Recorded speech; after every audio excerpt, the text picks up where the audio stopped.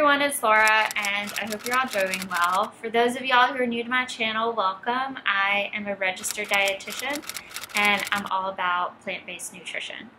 So I thought it'd be fun to share with you all my number one secret. I'm calling it a secret because I'm being dramatic, but my number one tip for individuals that really want to change their health.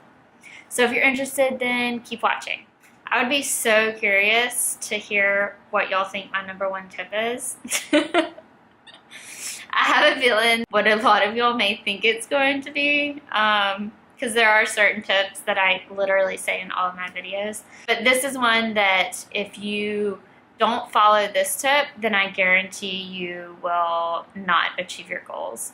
And my number one tip is to get your mind straight. If you're not positive, if you don't think you can do something, if you can't imagine you looking a certain way, or you can't imagine yourself running a mile, then literally you're never going to.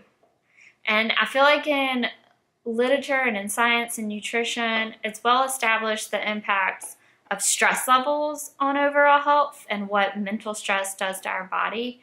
But people don't talk about positivity as much. People don't talk about the impact of being negative and how that impacts your health outcomes. And to me, it is a major, major, major factor. My number one, literally, I think it's the number one factor.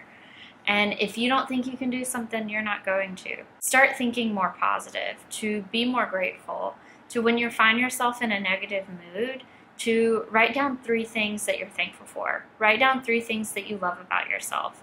And it's crazy how that shifts your thoughts as well. Even something so simple that seems kind of silly, it totally shifts your train of thought. I'm a list maker, so I make a list every single morning, and when I finish something, I cross it off, and that gives me so much satisfaction. And so what I've started doing is every morning when I sit down to write my list, I flip over because I have this notebook thing that's like one of those cheap little things, and then you can tear them off. I flip that page over, and on the back of my to-do list for that day, I write 3 things that I'm thankful for. And I genuinely believe that that sets the tone for my day, that in addition to yoga. And so I strongly encourage you, if you're someone who you've been desiring a goal, but for whatever reason you haven't achieved that goal, I encourage you to start to change your thoughts. Imagine your life when you achieve that goal. Start being more grateful and start being more positive, because it has such an impact on your life. And one area that I have applied this into my life was when it came to my eating disorder. So I was going into my, I think, 3rd year as a nutrition major, and I was like, this is really embarrassing. I'm becoming a dietitian and I have this problem. This is something I wanted to resolve or seek help for before I went into my internship. And so I went into treatment, and one of the biggest things that I think helped me the most in my recovery, I'm not gonna lie, is retraining my thoughts on what my life was going to look like in the future without this eating disorder. What would my day-to-day life look like? How would that change my behaviors? How is that going to change my thoughts? Because it's such a thought-obsessing disease. It's literally all you think about all the time. So what types of things am I going to start thinking about? What hobbies am I going to take? What's it going to look like when I eat a meal, after I eat a meal, when I exercise? What's it like to only exercise for 30 minutes? What's that going to feel like to me? How do I stay present in that moment so I embrace the entire 30 minutes and it doesn't just go by like that?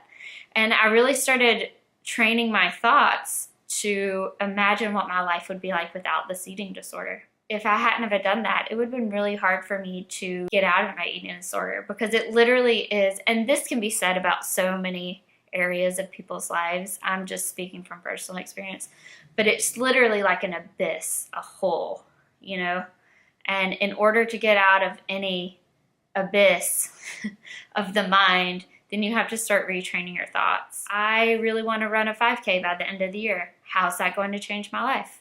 How will that impact my day-to-day life? What types of things does it mean I have to start doing?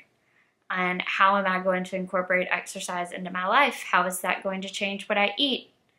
And act accordingly and start changing your day to replicate your goal and start changing your behaviors to get you to where you want to go. And as a result, you don't have to focus on the numbers. You know, you don't have to focus on how much you weigh or calories or fat or protein or carbs.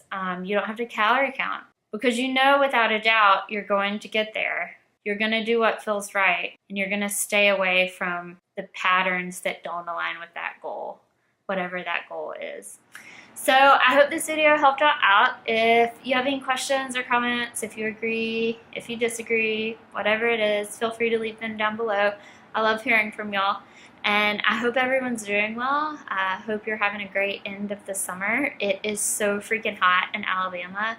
It's like hard to breathe because it's so hot. And this is literally the first time in my life that I'm excited for colder weather. Not cold weather, colder weather. Literally. First time in my life I've ever said that. But I hope everything is going well with y'all. And I will see y'all in my next video. Bye. Mona like does this hacking thing.